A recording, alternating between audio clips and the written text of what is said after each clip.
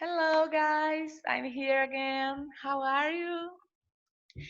Today we are going to study about uh, object pronouns, okay? Um, book 2, open your books on page 125, okay? Open your books please. Here, object pronouns. Pessoal, eu vou explicar hoje para vocês sobre pronomes objetos.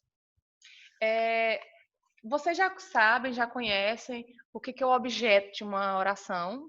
O objeto é aquilo que completa o sentido do verbo, certo? Então, nós vamos aprender. Eu vou passar ali para a lousa e eu vou explicar para vocês, vou mostrar quais são os pronomes objetos e eu vou explicar para vocês o uso desses pronomes, certo? Então, observem, por favor.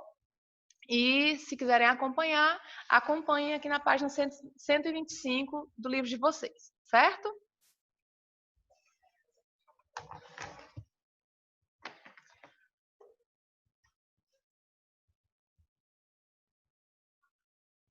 Ok. Nós vamos falar sobre pronomes objetos. Então, eu vou mostrar para vocês, vou colocar aqui no quadro quem são esses pronomes objetos. Mas para nós falarmos dos pronomes objetos, nós temos que falar também dos pronomes pessoais. Nós temos que ter por base esses pronomes pessoais. Vamos lembrar aqui dos subject pronouns, ok? Quem são eles?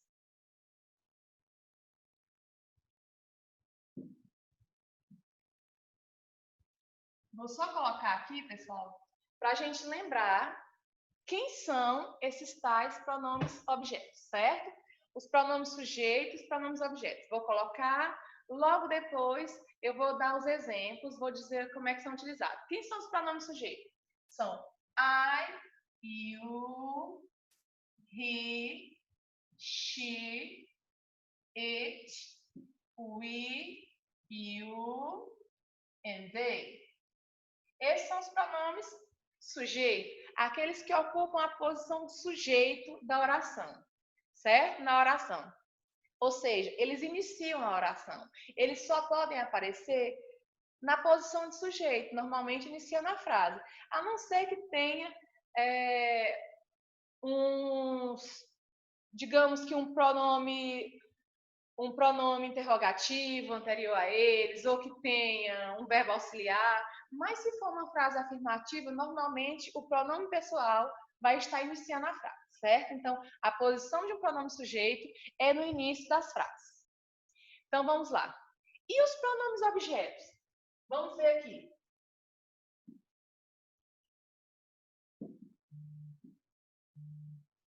Os pronomes objetos, pessoal, eles ocupam a posição do objeto da frase. E onde é que fica o objeto em uma frase? O objeto de uma frase, ele fica logo após o verbo, ele completa o sentido do verbo. Então, se o objeto vem após o verbo, o pronome objeto vai ocupar a posição do objeto, que é após o verbo, certo? Então, o pronome sujeito vem no início das frases. No início de frases. E os pronomes objetos vêm após o verbo, vêm para completar o sentido do verbo. E quem são eles? Para a pessoa I, o pronome é me. Para a pessoa you, o pronome é you. É exatamente igual. Ah, professora, mas eles são iguais. Como é que eu vou saber quando é que é um e quando é que é o outro? Pela posição que ele aparece na frase. Se ele aparece no começo da frase, ele é um pronome sujeito. E se ele aparece após o verbo, eu estou falando de pronome objeto, certo? Para o he, nós temos o him. Para o she, nós temos o her. Ah, professora, mas eu já tenho her lá nos pronomes possessivos, nos adjetivos possessivos. Como eu falei, dependendo do uso, da posição que ele aparece na frase, eu vou saber que tipo de pronome está sendo utilizado. Se ele vier aqui após o verbo, eu estou falando de pronome objeto. Se o her aparecer antes do substantivo, eu estou falando de um adjetivo possessivo, certo? Então, eu tenho que prestar atenção na posição que o pronome aparece para eu saber que tipo de pronome está sendo utilizado. Então, quando for um pronome objeto, o her vai aparecer após o verbo, porque a função dele é completar o sentido de um verbo, certo? Do it vai ser o it, do we vai ser o us, do you, novamente, you, e do they vai ser o them, certo? Então, esses aqui são os pronomes objetos, certo, pessoal?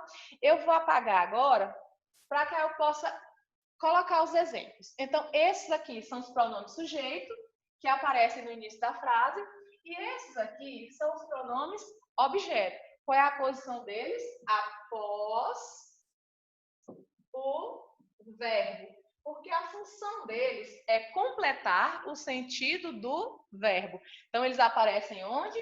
Após o verbo. Entendido? Então, pronome sujeito vem no início de frase, na posição de sujeito da frase. E os pronomes objeto, os object pronouns, a posição deles é após o verbo, porque a função deles é completar o sentido do verbo. A posição deles é a posição de objeto de uma frase. Certo, pessoal? Então, como eu já disse, apesar do you ser exatamente igual, eu vou saber quando é que o you é pronome sujeito e vou saber quando é que o you é pronome objeto pela posição que ele ocupa na frase. Vamos prestar atenção agora nos exemplos, por favor.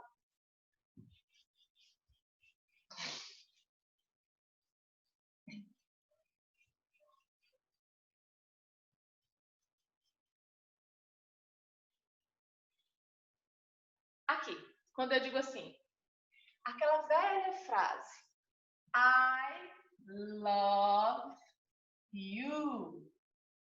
I love you. O primeiro pronome que aparece aqui, o I, é um pronome sujeito, é o subject pronoun. Ele é um pronome sujeito porque ele apareceu na posição de sujeito. Eu amo você. O segundo pronome que aparece aqui, ele vem após o verbo. Love é um verb. Então, o que aparece após o verbo é um pronome objeto. Ele está completando o sentido do verbo. Então, nesse caso, eu tenho um pronome objeto. Prestem bem atenção, por favor. Se ele está após o verbo, se ele está completando o sentido do verbo, ele é um pronome objeto. Esse pronome aqui, apesar de ser exatamente igual ao you, você, lá do começo da frase, mas nesse caso, ele não é um pronome sujeito. Aqui ele é um object pronoun, pela posição que ele aparece na frase. Entendido? Então, esse aqui é um subject pronoun, porque aparece no começo da frase, e esse aqui que veio após o verbo, ele é chamado de object pronoun, porque ele veio após o verbo, porque ele veio completando o sentido do verbo. Ele ocupa a posição de objeto da frase. Entendido? Então, isso aqui é pronome objeto. Pronome sujeito e pronome objeto. Outro caso. Se eu colocasse aqui, Ana loves, aliás, Ana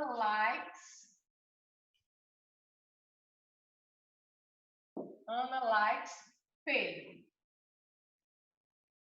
E aqui eu quiser substituir Pedro por um pronome objeto. Eu diria Ana likes him. Eu substituiria Pedro por him, que é o pronome objeto correspondente à pessoa de Pedro. Porque se fosse no início da frase, seria he. Mas como é após o verbo, eu substituo por um pronome objeto. Então, no lugar de Pedro, eu coloco o him. E aqui nós estamos falando de pronomes objetos, que completam o sentido do verbo, que vem após o verbo. Alguma dúvida? Se tiverem, vocês podem perguntar no grupo ou no meu PV. Certo, pessoal? Vamos passar agora para o nosso próximo assunto. O nosso próximo assunto, ele está, pessoal, se vocês quiserem acompanhar no livro, está na página 131. nós vamos falar dos futuros, certo? Nós vamos falar de dois tipos de futuro. Nós vamos falar do simple future, que é o futuro com will, simple future, or future with will. E nós vamos falar do futuro com going to, certo? Future with be going to. Nós vamos falar de dois tipos de futuro. Como é que é utilizado um futuro, quando é que é utilizado o outro? Se os dois servem para falar de futuro. O futuro com going to é utilizado de uma forma e o futuro com will é utilizado de uma outra forma. Apesar dos dois falarem de futuro. O futuro com will, pessoal, ele é aquele futuro que representa o nosso futuro do presente. Aquele que termina em ra. Maria cantará, Maria falará, eu falarei, tá? É aquele que termina em rei. Eu cantarei, eu falarei, eu pensarei, eu viajarei, certo? Qual é a estrutura do futuro simples, do futuro com will? Future with will. Certo? Futuro com will. Como é que se forma? Como é que é a estrutura? É simplesmente um sujeito mais will mais o verbo. E aí, se precisar, vai ter um complemento. Mas a estrutura é essa aqui: sujeito mais will mais verbo. O will não tem tradução. O will tem uma função. Qual é a função do will? A função do will é acompanhar esse verbo e deixá-lo no futuro. Que futuro? Esse futuro do pretérito, a terminação em rei. Eu cantarei, eu falarei, eu pensarei, eu venderei, certo? Então, esse will não tem tradução. Ele tem a função de acompanhar o verbo e deixá-lo no futuro. Se eu quiser a forma contracta, observem comigo. Se for will, ele vai ser apóstrofo mais LL. E se for will mais not, vai ser igual a want. Certo, pessoal? Então, isso aqui é a forma contracta ou contraída, onde eu junto o will mais a pessoa, o sujeito mais o will, ou o will mais o not, certo? Então, isso aqui é o will. Quando é, então, que eu utilizo o will? O will, ele é utilizado, pessoal, para previsões sem evidências. Como assim previsões sem evidências? Por exemplo, vou colocar aqui uma frase. There will be no. This. There no.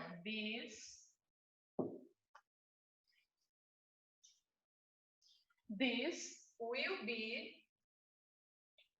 the best day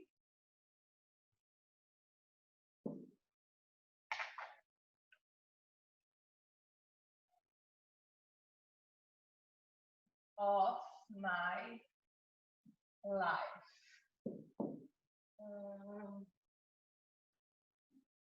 The weather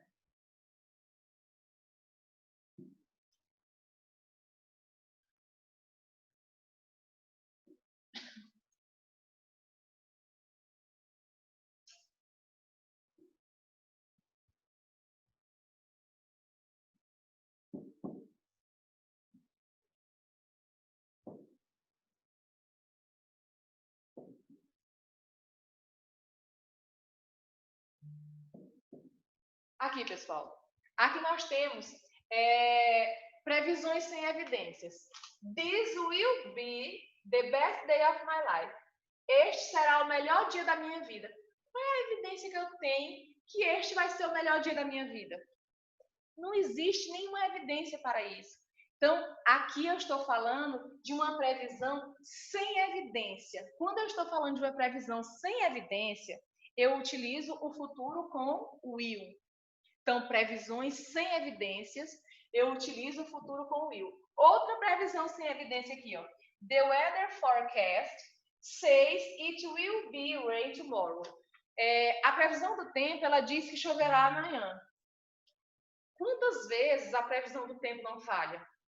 Existe alguma evidência de que choverá amanhã? A previsão do tempo ela vai ser precisa? Ela é exata? Ela determina realmente que vai chover amanhã? Então, não existe nada que determine que vai chover amanhã, que essa previsão é 100% certa. Então, quando há uma previsão sem evidências, eu utilizo o futuro com will. Então, nós temos dois exemplos aqui de previsões sem evidências. Então, eu utilizo quem? Eu utilizo o will. Um dos casos onde eu utilizo o will. Onde mais que eu utilizo o will? Para decisões de momento. Vou colocar aqui exemplos de decisões de momento para vocês verem. É outra maneira de utilizar o futuro com o will, certo? Por exemplo, aqui.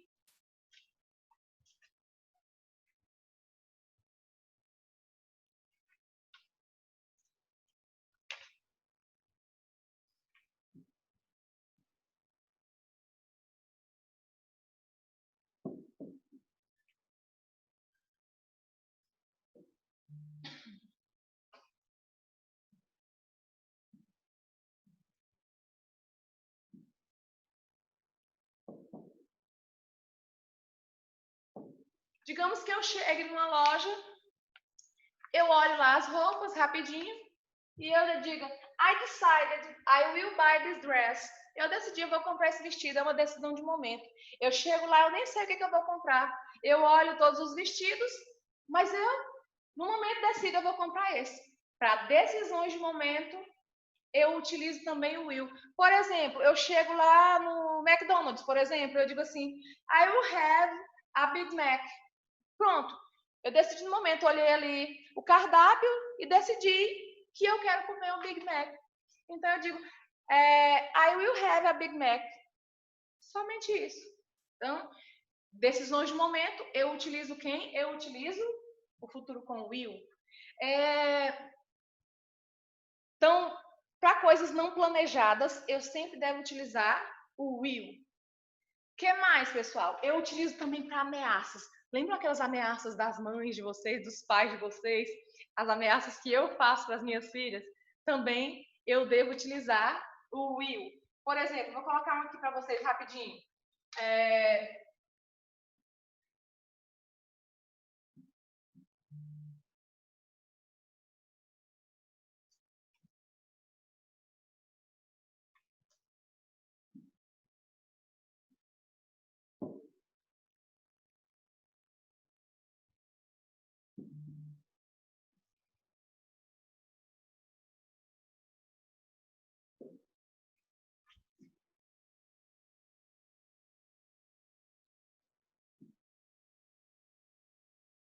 Aqui, ó, uma ameaça. Do your homework or I'll confiscate your mobile. Faça sua tarefa de casa ou eu confiscarei o seu celular. É uma ameaça que os pais fazem. O que eu faço com as minhas filhas? Faça o seu trabalho de casa, sua atividade de casa, ou eu confiscarei o seu celular. Então, para ameaças, eu também utilizo quem? Eu utilizo o futuro com o will. Para que eu utilizo mesmo o will? Eu utilizo para previsões sem evidências, eu utilizo para decisões de momento e eu utilizo também para ameaças. Para isso que eu utilizo o futuro com o will. Certo, pessoal? Decisões de momento, previsões sem evidências e também para ameaças. Agora nós vamos falar do outro tipo de futuro, o futuro com be going to. É um futuro bem simples também. E nós vamos aprender quando é que nós utilizamos o futuro com be going to, certo? Ah, professora, você não mostrou como é que é a forma interrogativa e a forma negativa. Vou mostrar agora como é que eu utilizo a forma interrogativa e a forma negativa, tá, pessoal? Se eu tenho uma frase assim, ó.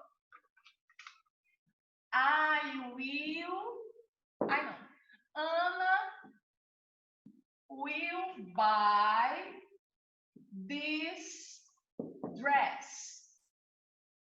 Essa é a frase afirmativa. Quero na forma interrogativa. Will Ana buy this dress? O que eu fiz de diferente? Só inverti o Ana com o will. Só isso na forma interrogativa. E na forma negativa? Ana will not, ou eu posso colocar na forma contracta ou contraída, won't. Ana will not ou Ana won't buy this dress. Só isso. Certo, pessoal? Então, forma interrogativa e forma negativa. Se tiverem alguma dúvida, vocês podem perguntar no meu PV ou no grupo também, certo? E agora o futuro com be going to. Be going to. A estrutura, pessoal. Sujeito mais o verbo to be nas formas am, is ou are, mais going to, mais verbo na base form, mais um complemento para poder dar sentido para a frase. Certo, pessoal? Então, ó, é aquele futuro mais certo. Quando eu digo assim, eu vou fazer tal coisa, eu vou estudar amanhã, eu vou estudar hoje à tarde, eu vou fazer minhas atividades hoje, certo? Esse é o futuro com be going to. Para que ele é utilizado? Para previsões com evidências. Diferente do futuro com will, que era previsões sem evidências. Aqui são previsões com evidências. Então, por exemplo, look at those dark clouds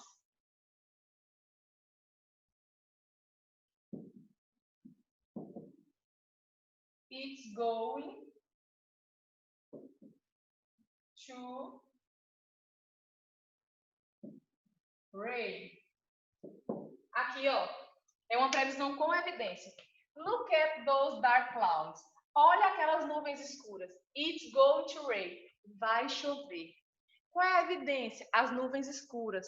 Nós temos uma evidência aqui? Temos sim. Se as nuvens estão escuras, está mostrando que tem possibilidade, uma grande possibilidade de chuva. Então, aqui é um futuro onde é mostrado a evidência, tá? É um futuro onde tem uma previsão com evidência. Onde é que nós utilizamos essa forma? Ah, professora, mas você disse que tinha que ter o be going to. Tá aqui, ó. Sujeito mais o verbo to be mais o going to. Nós sabemos que o is, ele é abreviado, né, da forma apóstrofo mais S. O are é igual a apóstrofo mais RE. O am é apóstrofo mais M. Certo, pessoal? Na forma negativa, vai ficar isn't. Na forma negativa, vai ficar aren't. E o am não tem, porque o am not não existe, tá, pessoal? Então, basicamente, aquilo ali. Então, para que mais que é utilizado o futuro com be going to, pessoal? Ele é utilizado para planos futuros, onde há um planejamento. Quando eu vou falar de futuro, e nós temos um planejamento, certo? Por exemplo, quando eu digo assim, Little John is going to clean his bedroom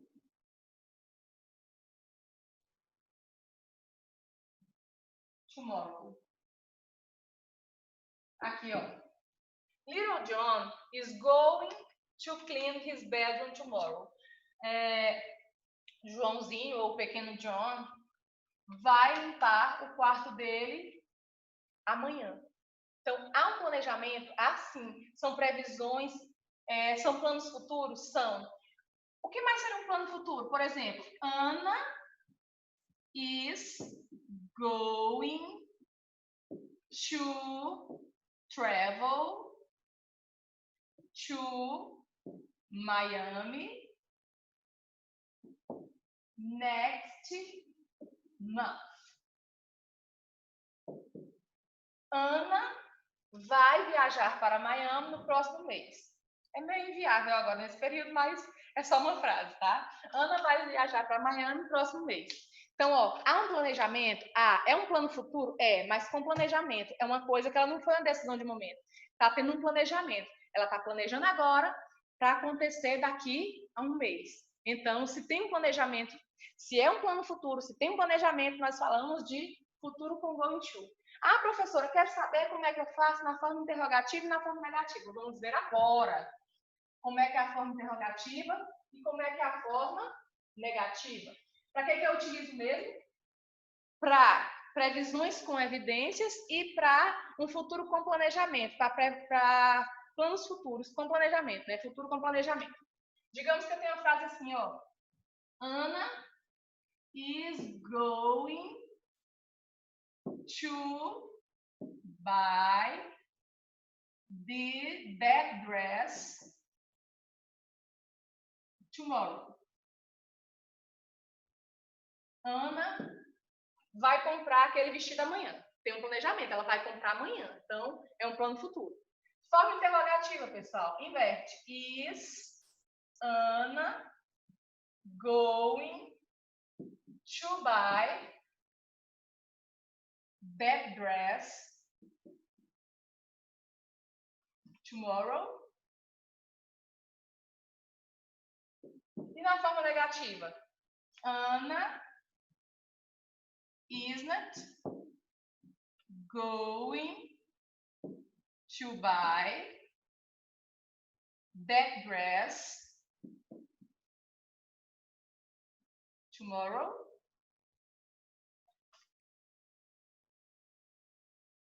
Só isso. Então, esse é o nosso assunto de hoje, certo? Então, futuro com will, futuro com going to e pronomes objetos. Eu espero que não tenha ficado nenhuma dúvida, que vocês tenham conseguido entender. E para casa, pessoal, vai ficar o praticando dessas duas unidades, tá? Respondam, mandem para mim no meu PV, por favor. E não deixem de mandar, porque vai valer nota no qualitativo. Mandem no meu PV, vocês têm do dia da aula, da quinta-feira até o sábado, certo? Então, foi bom ter mais essa aula com vocês. See you next class and bye bye.